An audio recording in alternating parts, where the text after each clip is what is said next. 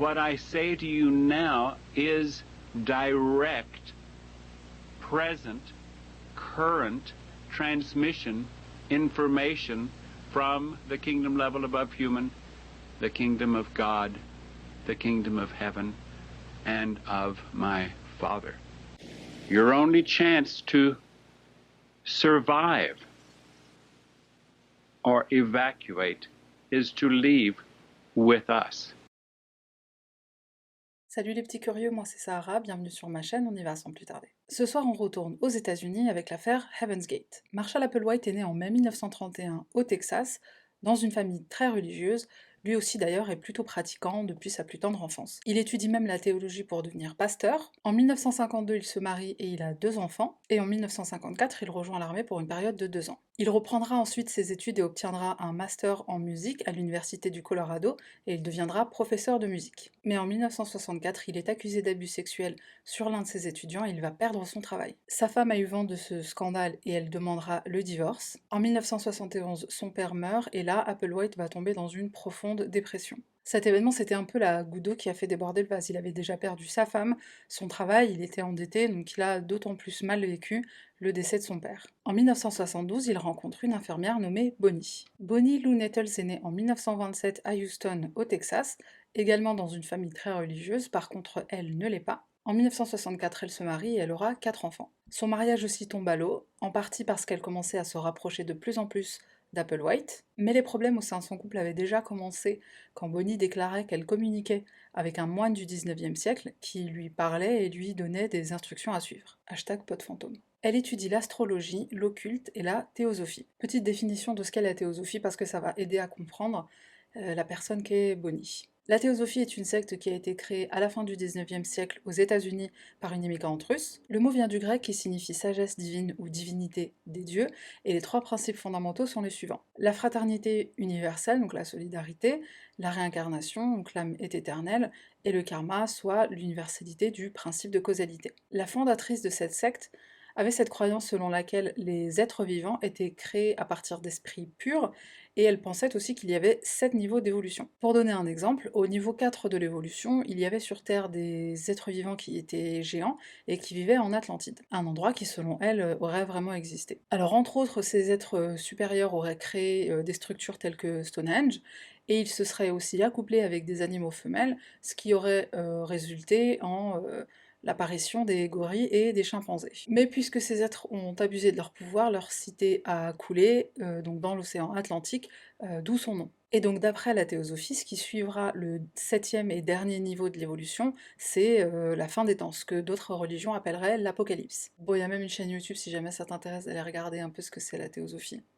Mais c'est fort intéressant. Revenons à Bonnie. Un jour, elle va voir un diseur de bonne aventure qui lui dit qu'elle va rencontrer un homme grand, avec les yeux clairs, les cheveux clairs et la peau claire. Un jour, Applewhite se rend à l'hôpital où elle travaille, et visiblement, leurs yeux se seraient croisés dans une reconnaissance mutuelle de l'ésotérique. Très poétique. Certains disent qu'Applewhite avait la sensation de l'avoir rencontrée dans une vie antérieure, puisqu'en la voyant pour la première fois, il avait l'impression qu'il la connaissait depuis toujours. Et de son côté, Bonnie croyait fermement que des aliens et un diseur de bonne aventure lui avaient prédit cette rencontre, et donc elle s'y attendait. C'est à cette période-là qu'Applewhite déclare qu'il commençait à avoir des visions, et dans l'une d'entre elles, il lui aurait été révélé qu'il avait été élu pour être un messager comme Jésus. Rien que ça. Ensemble, Bonnie et Applewhite vont beaucoup discuter de leurs croyances communes, ils ont une très forte connexion spirituelle entre eux. Un jour, Applewhite demande à Bonnie de lui faire une lecture astrologique, un genre de diagnostic astral si tu préfères, et c'est à ce moment-là qu'Applewhite aurait décidé qu'elle était la sagesse et lui l'orateur, elle le cerveau et lui la bouche. Bon, c'est comme ça qu'ils l'ont dit.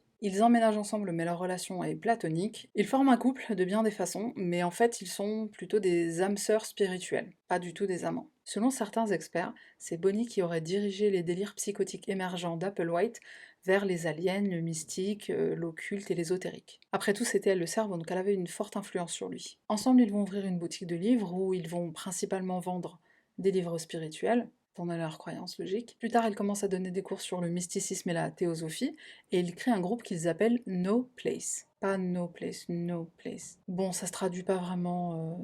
Puis t'as qu'à parler anglais, en fait. Laisse-moi tranquille. Bon, en fait, ça veut pas vraiment dire grand chose. Ils croient aux aliens, les gars, donc cherche pas. No, ça veut dire savoir. Place, ça veut dire endroit. Ça veut pas dire l'endroit du savoir, parce que le savoir c'est knowledge, c'est pas know. Et puis de toute façon, ces deux entreprises, elles vont pas durer, ils vont les fermer parce qu'ils n'ont pas de succès. Donc voilà. Alors en 1973, ils décident de voyager à travers le sud du pays pour prêcher la bonne parole. Mais lors de ce road trip spirituel, ils éprouvent beaucoup de difficultés, notamment financières, ils ont très très peu d'argent. Parfois, ils doivent se contenter uniquement de pain pour se nourrir. Parfois, ils vont dans des motels et ils ne payent pas la facture en partant. Parfois, ils vendent leur sang. Alors oui, il faut savoir que aux États-Unis, tu peux le vendre, que nous, on est plus généreux. C'est gratuit en France. Enfin, je sais pas si c'est de la générosité. On se fait carotte en vrai. Pendant ce voyage, ils continuent d'étudier l'astrologie, la théosophie, la Bible, et ils en viennent à la conclusion qu'ils ont été tous les deux élus afin d'accomplir une mission biblique. Et ils ont été choisis parce qu'ils sont des êtres supérieurs. Ils sont à un niveau supérieur. Et c'est au moment de cette révélation biblique qu'ils vont adopter le surnom The Two, les deux. Donc les deux, ça fait référence aux deux témoins, comment on dit? Parce qu'en français, en fait, ça marche pas de dire les deux, mais c'est les deux témoins.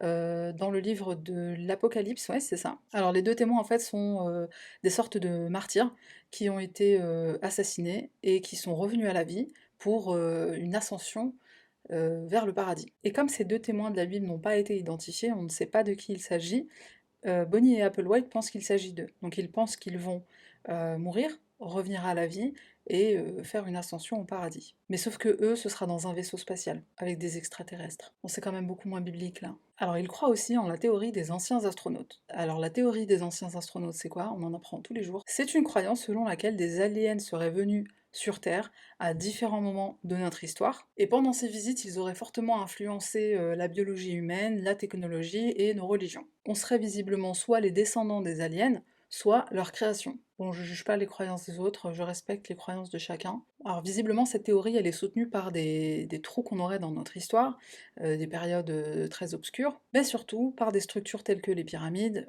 Stonehenge, les statues de l'île de Pâques, bref, toutes ces structures autour desquelles le mystère persiste. En mai 1974, une première convertie va se joindre au groupe de Bonnie et Applewhite, une Texane de Houston. Mais au départ, ça a du mal à décoller leur affaire. Ils parviennent difficilement à convaincre les gens de leurs croyances. En août de la même année, les choses vont changer pour le couple.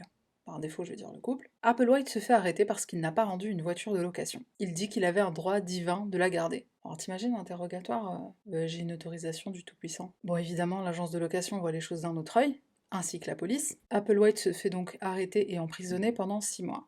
Et pendant ces 6 mois, il va beaucoup cogiter, beaucoup réfléchir à ses croyances. C'est là qu'il décide de focaliser sa foi exclusivement sur les aliens et sur l'évolution. Avec Bonnie, ils vont consacrer tous leurs efforts à essayer de contacter des extraterrestres et rallier un maximum de gens à leur cause. Ils vont organiser des réunions d'information et des sessions de recrutement pour ce qu'ils vont appeler l'équipe ou l'équipage. Alors il faut savoir qu'en anglais, le mot crew, ça peut désigner soit une équipe, soit un équipage, sachant que la différence entre une équipe et un équipage, elle est seulement dans le fait que, alors les deux ont, c'est le même principe, hein, donc c'est un groupe de personnes qui travaillent dans un but commun, et ce qui va les différencier, c'est qu'un équipage, c'est tout simplement à bord d'un avion, d'un sous-marin, d'un vaisseau spatial. Et donc Bonnie et Applewhite sont à la recherche d'un équipage pour participer à une expérience qui les amènerait à un niveau supérieur de l'évolution. C'est là qu'ils commencent à affirmer être eux-mêmes en fait des aliens qui souhaitent rejoindre le prochain niveau. Bon là par contre ils m'ont un peu perdu. Tu te rappelles que je t'ai dit tout à l'heure qu'ils étaient, enfin qu'ils se sentaient eux supérieurs, ils ont une mission biblique, etc. Et puis en fin de compte ils sont des aliens, ok d'accord, jusque là j'arrive à suivre, mais s'ils sont déjà eux à un niveau supérieur, et en fait ils veulent des gens pour bah, est-ce que tu peux? Je sais pas. On dirait un jeu vidéo, le truc. Prochain numéro. Bonnie et Applewhite changent leur prénom, ils s'appellent dorénavant Cochon et Dinde, comme Cochon d'Inde. Le nom de leur organisation change aussi, c'est maintenant l'Église des sexoliques anonymes. Je sais pas si on peut dire sexolique en français, mais en gros, c'est les alcooliques du sexe, quoi. Bon, ça montre à quel point il était frustré quand même, le mec. Très peu de temps après, le nom du groupe va encore changer, il va s'appeler Métamorphose humaine individuelle.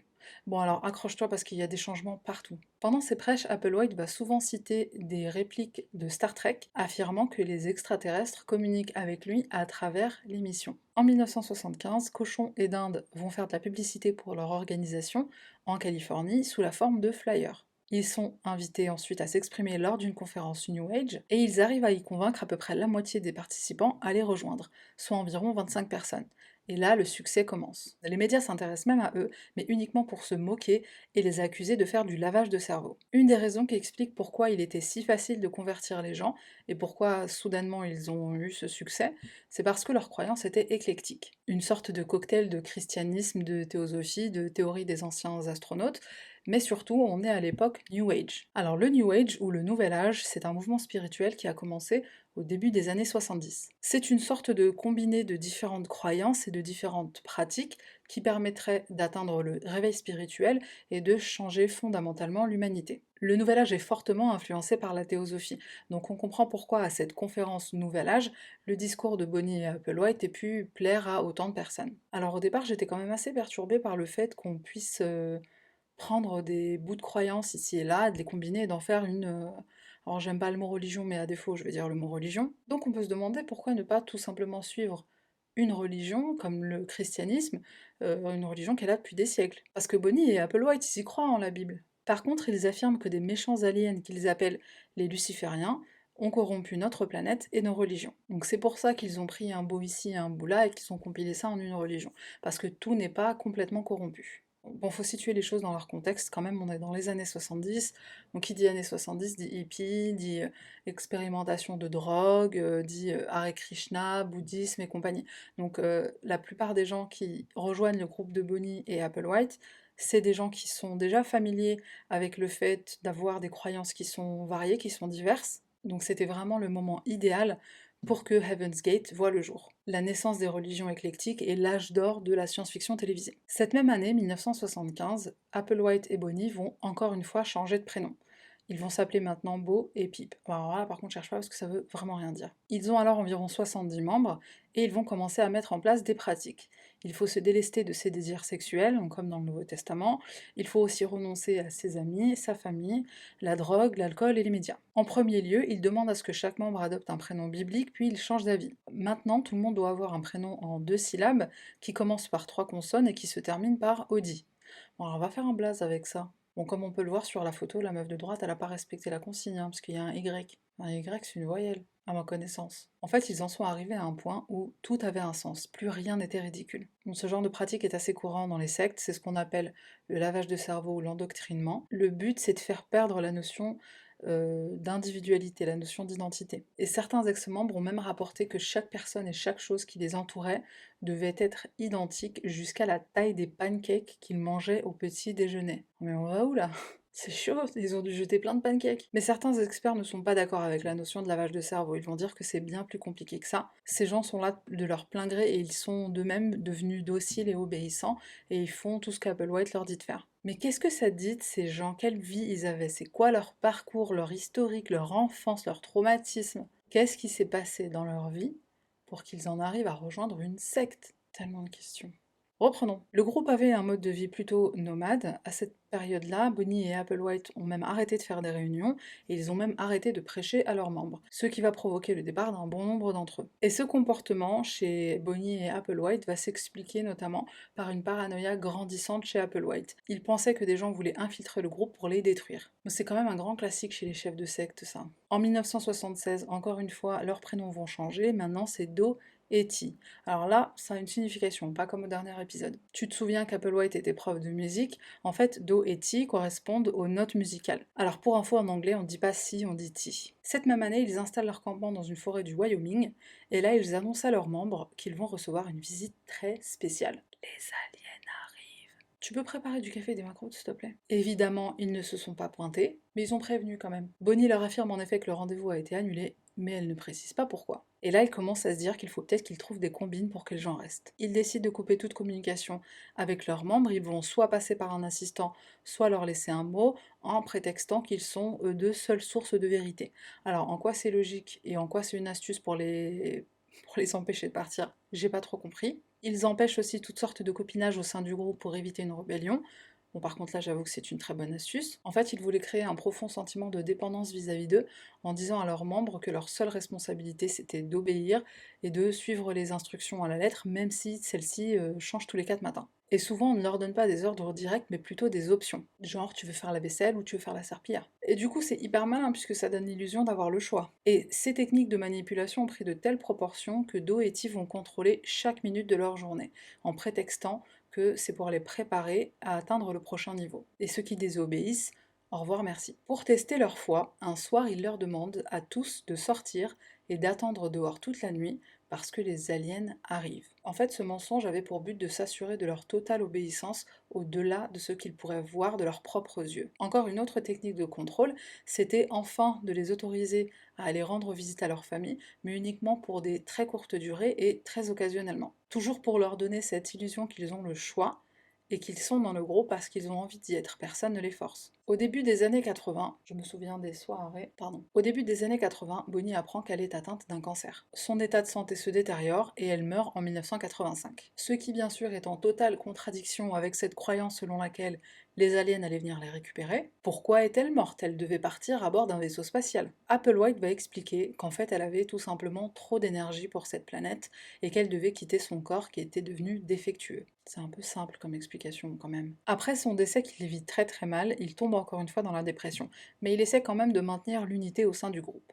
Enfin, c'est surtout pour les empêcher de partir. Et pour ce faire, deux brillantes idées vont lui venir en tête. La première, c'est d'épouser ses membres lors d'une cérémonie symbolique. Il va aussi déclarer que le passage vers le prochain niveau ne peut se faire qu'à travers lui, et il les invite à le voir comme le Christ. Pari réussi, il n'y a qu'une seule personne qui va quitter le groupe. C'est alors qu'un changement majeur va se produire au sein du groupe. Oui, encore un, mais celui-là, il est quand même assez conséquent. Applewhite va déclarer que le passage vers le prochain niveau peut se faire de façon uniquement spirituelle. On meurt ici sur cette planète, mais notre esprit embarque à bord du vaisseau spatial et on y reçoit un nouveau corps. On revient ensuite à la vie pour l'ascension, comme Jésus qui d'après Applewhite était un extraterrestre. Je suis pas sûre quand même. Donc en fait, pendant tout ce temps, on était censé partir avec nos corps, donc une ascension comme ça, quoi, tu montes comme ça. Mais là, changement de programme. Tu dois d'abord mourir, et après tu reviens à la vie. Bon, à ce stade, je pense qu'ils avaient pris l'habitude que les choses elles changent toutes les minutes, hein. C'est là que va naître le concept du corps qui n'est qu'un véhicule, un simple contenant. La Terre est comme un jardin laissé à l'abandon, il y a des mauvaises herbes un peu partout, il est temps de recycler et de faire reset. Bon, s'ils avaient attendu un petit peu, on y est là avec le Covid, hein. Reset. Applewhite va sombrer encore plus profondément dans la paranoïa et il va complètement isoler son groupe du monde extérieur. En tout cas jusqu'en 1992 après le départ de plusieurs membres. Il est décidé qu'une petite campagne de publicité pourrait les aider, il publie alors une annonce dans le journal. Mais Applewhite est dévasté du mauvais retour, les médias se déchaînent sur lui et ça il ne s'y attendait pas du tout. Donc il l'a très vite regretté, il a commencé à détester les médias à cause de leur haine, mais aussi parce qu'ils lui posaient souvent des questions qu'il trouvait plutôt embarrassante. Il posait des questions sur son passé, sur celui de Bonnie, sur les finances du groupe. Et là, un peu en déduction logique au nouveau concept du véhicule qui tombe en panne et qu'on doit laisser derrière soi pour l'ascension, Applewhite va commencer à évoquer une nouvelle façon d'atteindre le prochain niveau, le suicide. Dorénavant, ce n'est pas seulement ses désirs terrestres qu'il faut laisser derrière soi, mais aussi son corps. Le nom du groupe va être modifié pour la dernière fois, Heaven's Gate, la porte du paradis. À cette époque-là, ils vont s'installer dans une grande maison à San Diego et certains des membres vont être encouragés à se castrer. C'est selon Applewhite une des meilleures façons de se défaire de ses pulsions sexuelles. La première tentative de castration d'un membre sera faite par une infirmière qui fait partie du groupe, mais ça va très mal se passer, l'homme va frôler la mort. Et comme aucun médecin n'accepte de faire l'opération aux États-Unis, ils en trouvent un au Mexique. Quand j'ai lu ça, ma théorie sur la question, c'était qu'Applewhite avait probablement des périodes pendant lesquelles ses pulsions étaient beaucoup plus fortes. Et en fouinant, j'ai découvert que j'avais raison. De toute façon, j'ai toujours raison. Il se trouve en effet qu'à certaines périodes, Applewhite évitait complètement les hommes du groupe. La castration, c'était pas seulement pour les membres, c'était aussi mais surtout pour lui. Au total, il me semble que 6 hommes ont fait la castration. Bon, t'imagines quand même le degré de dévotion pour en arriver à... Snip snip. Par curiosité, je me suis renseignée sur la castration. Visiblement, elle a deux formes, la chirurgicale et la non chirurgicale. Alors évidemment, notre groupe, ils ont fait la chirurgicale. Je me demande si on enlève tout ou si on enlève juste les cacahuètes. Est-ce que si tu enlèves juste les cacahuètes, est-ce que ça suffit à enlever le désir sexuel, les pulsions sexuelles? C'est une bonne question. C'est une bonne question, je trouve. Un élément important que je devrais préciser ici, c'est que on disait d'Applewhite, avant qu'il se marie, qu'il était Comment je vais formuler ça? Bon, si ça avait été une femme, on aurait dit de lui que c'était une traînée. Donc je pense que sa forte, très forte détermination à contrôler ses pulsions, elle venait du fait qu'il était gay. Bon, je pense qu'à ce stade, on l'a tous compris sauf lui, mais aussi peut-être d'une culpabilité vis-à-vis du sexe que peuvent avoir les croyants, que ce soit dans la promiscuité ou dans l'homosexualité. Est-ce que pour lui, la castration, c'était pas une façon de se repentir? Et puis il y a aussi l'aspect chrétien. Jésus, dans le christianisme, ne s'est jamais marié, n'a jamais eu de relation intime, alors lui non plus, enfin plus maintenant, mais comme il se voit comme le Christ, il y a aussi ce parallèle-là de je suis le Christ, donc je ne me marie pas et pas de sexe. Une nouvelle pratique qui est mise en place, c'est que dorénavant, chaque membre doit s'habiller pareil et avoir la même coupe de cheveux, afin de renforcer cette unité d'un groupe sans genre. Ils veulent ni ressembler à des femmes, ni ressembler à des hommes. On va parler argent, parce que c'était quand même une grosse question que je me suis posée. On se souvient notamment du road trip spirituel, pendant lequel ils avaient énormément de mal à s'en sortir, ils allaient même jusqu'à vendre leur sang, etc. Et cette aventure, elle se termine dans une maison à San Diego, dont le loyer était de à peu près 7 000 $ par mois. D'où vient cet argent? Au départ, ils venaient des membres, donc certains d'entre eux, en arrivant au sein du groupe, apportaient avec eux toutes leurs économies. Donc sympa quand même. Puis c'est aussi venu de leur site internet. Donc ils ont au début des années 90 créé un site internet pour le groupe, donc Heaven's Gate. J'ai trouvé un article qui disait que leur site internet leur rapportait environ 400 000 $ par an. Alors évidemment c'est faux, 400 000 $ dans les débuts d'internet, en plus c'est juste pas possible de faire autant d'argent. En fait ils faisaient de l'argent en créant des sites internet pour d'autres compagnies, puisqu'il faut savoir que certains des membres étaient des développeurs informatiques. Donc le groupe Heaven's Gate va créer une société qu'ils vont appeler Source Supérieure, alors là tu pouvais pas trouver mieux comme nom, et ils vont donc être embauchés par des sociétés qui vont leur demander de leur créer leur site internet. Donc c'est comme ça qu'ils arrivent à se faire pas mal d'argent. L'opportunité du nouveau millénaire, alias En voiture Simone pour le dernier voyage de ta vie. Alan Hale et Thomas Bob sont des astrophysiciens américains qui ont découvert en juillet 1995 une comète qu'ils vont appeler la comète Hale-Bopp, donc en combinant leurs deux noms de famille. Elle est visible à l'œil nu depuis 1996, est considérée comme une géante, c'est l'une des plus grosses comètes visibles à l'œil nu depuis le XVIe siècle. Alan Hale avait même prédit que des gens allaient probablement se suicider, la considérant comme un signe de l'apocalypse. Il va même encourager les auteurs de science-fiction à ne pas écrire à son sujet pour ne pas alimenter les délires psychotiques que certains pourraient avoir. Applewhite apprend que Hale-Bopp s'approche de la Terre et il commence à déclarer que dans la traînée lumineuse de cette comète, se trouve un vaisseau spatial avec Bonnie qui les attend à l'intérieur. Et la raison pour laquelle cette information n'est pas relayée dans les médias, c'est parce qu'il s'agit d'une conspiration du gouvernement qui ne veut pas que ça se sache. Of course. Mais nous, on sait. Le groupe publie alors une alerte rouge sur leur site internet. Nous sommes sur le point de retourner au bercail, annonce Applewhite. Chaque membre du groupe va alors faire un message d'adieu en vidéo, Applewhite y compris. Je mettrai les liens en barre de description pour ceux que ça intéresse. Alors c'est en anglais, mais a priori je pense que sur YouTube on peut mettre les sous-titres et ça devrait rester compréhensible. Il y aura un lien avec l'enregistrement de tous les membres et un lien avec l'enregistrement de Applewhite séparément.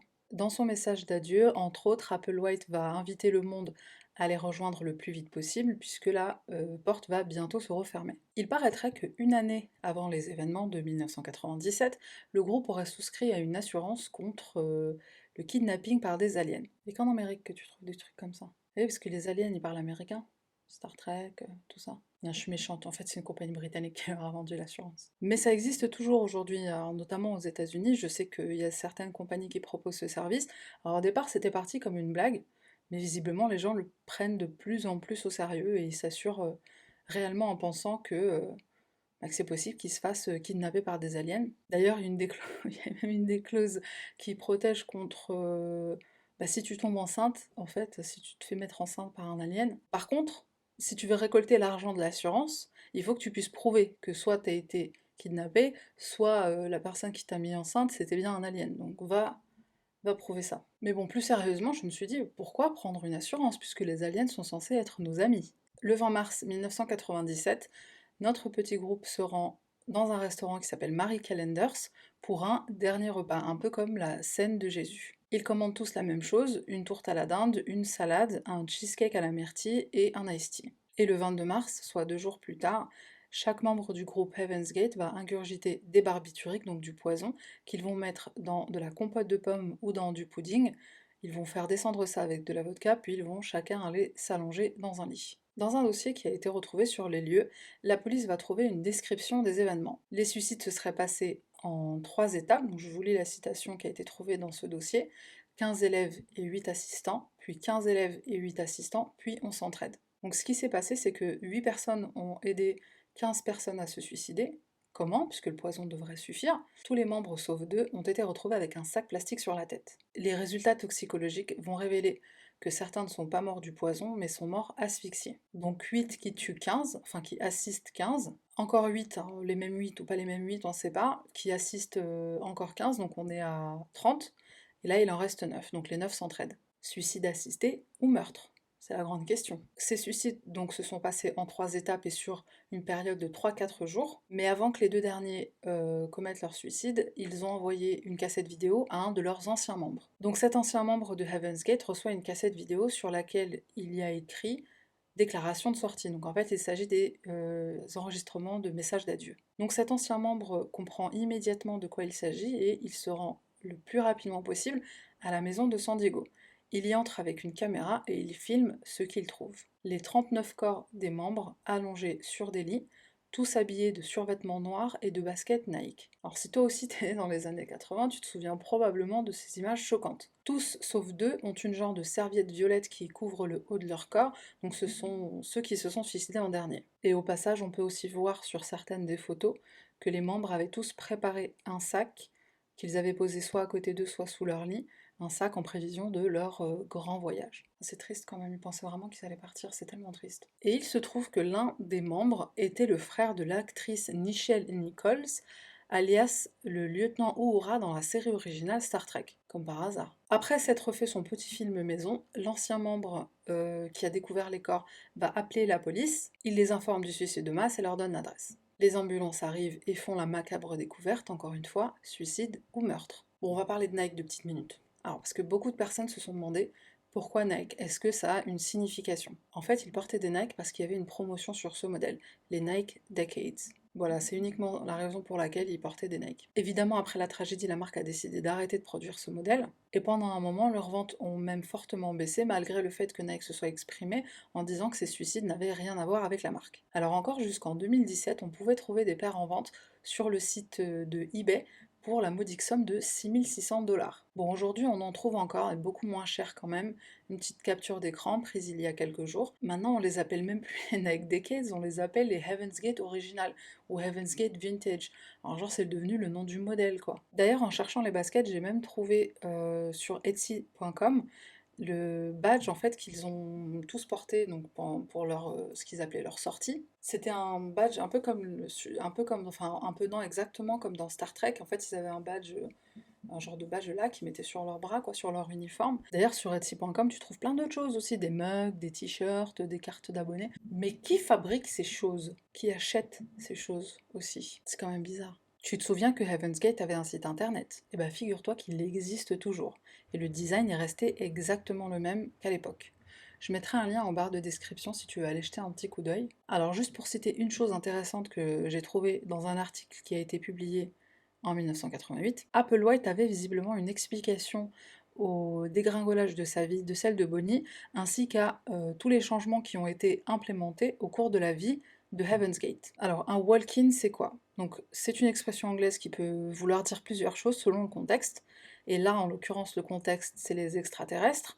Donc, un walk-in, c'est, selon Applewhite et Bonnie, enfin, surtout Applewhite, un walk-in, en fait, c'est un extraterrestre qui entre dans ton corps. Et donc, dans le corps de Do et Ti, donc Applewhite et Bonnie, il y avait comme un conflit entre la personne qu'ils étaient avant et cet être supérieur. Et c'est ça qui explique leurs problèmes passés et le fait que le groupe se cherche autant avec tous ces changements. Maintenant, sur le site internet, on peut trouver également une page de prévention contre le suicide, qui j'imagine a vu le jour après les événements de 1997, de mars 1997. Et là, tu te demandes sûrement, mais qui est derrière ce site? Les admins sont en fait des membres actuels du groupe Heaven's Gate, de la secte. Je devrais pas dire groupe en fait, parce qu'on sait que c'est une secte. C'est clair que c'est une secte. Qui sont-ils et pourquoi ne sont-ils pas partis à bord du vaisseau avec les autres? Il paraîtrait qu'il s'agit de Mark et Sarah King. Ils sont restés parce qu'on le leur a demandé, entre autres pour maintenir le site, mais aussi pour informer les gens des croyances de Heaven's Gate et les préparer à un éventuel retour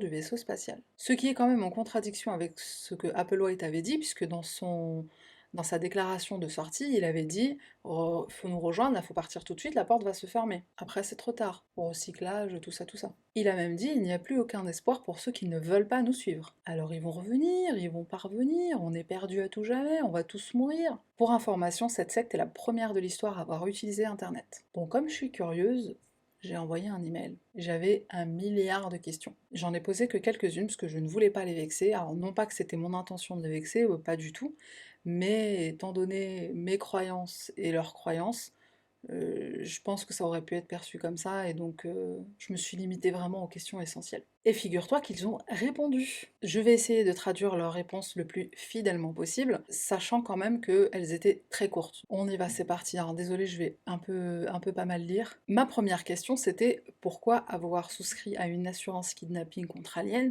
étant donné que la venue des aliens c'était une sortie et il n'y avait pas de kidnapping de prévu quoi. Leur réponse: ce truc de l'assurance, c'était une blague, nous n'y avons jamais souscrit.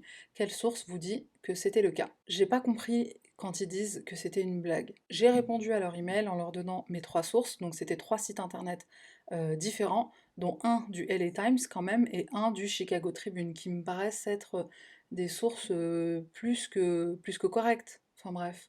Et du coup, j'ai envoyé un email. Visiblement, ils ont la possibilité, eux, en tant que membres actuels du groupe, ils ont la possibilité de faire quelque chose. Ils ont un recours légal, visiblement, et ça fait partie de leur travail, en plus du maintien du site, etc. Deuxième question, je me demandais aussi ce qu'il en était de nouveaux membres. Est-ce qu'il y en a eu depuis 1997? Et comment est-il possible de devenir membre? Ne t'inquiète pas, je n'ai aucune intention d'aller rejoindre, c'était juste par curiosité. Réponse très courte, non. Le groupe a pris fin en 1997, il n'y a rien à rejoindre et il n'y a pas de membres. Sauf vous deux quand même, non? Parce qu'ils le disent clairement qu'ils sont membres, hein. Ils disent pas on n'est pas des membres, hein. Ils disent qu'ils sont membres. Question 3, alors justement, les admins de ce site sont bien des membres, si je ne me trompe pas, donc ma prochaine question est la suivante.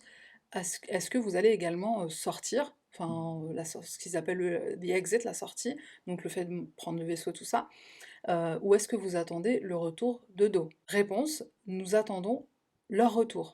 Alors là, c'est hyper contradictoire. Déjà, je croyais qu'il y avait plus de secte, je croyais qu'il y avait plus de groupe, et Do lui-même a dit qu'il y avait plus la possibilité de sortie, que c'était notre seule possibilité, c'était avec la comète. Donc on peut partir, on peut pas partir, il revient nous chercher le vaisseau, enfin, qu'est-ce qui... quoi? Je compris pas. Je compris pas. Question 4, une petite question. Le site internet est resté le même, il a gardé son design original. Est-ce qu'il y a une raison? Étant donné que des fois ils font les choses avec des raisons spirituelles, je me suis demandé s'il y en avait une. La réponse: ils nous ont demandé de le garder à l'identique. Voilà, petite réponse très simple. À chaque fois, c'est des réponses très courtes. Il nous reste 3 questions pour un champion. Question 5. À quelle fréquence recevez-vous des emails et est-ce que vous avez des gens qui demandent donc de rejoindre le groupe? Réponse: on reçoit en moyenne 25 emails par jour et les gens nous demandent constamment s'ils peuvent se joindre à nous. J'avais lu un article qui datait d'il y a à peu près 5 ans, et il y a à peu près 5 ans, ils recevaient une quinzaine d'emails par jour. Et là, c'est passé à 25. C'est intéressant quand même. Je sais pas, je trouvais que c'était intéressant. Question 6.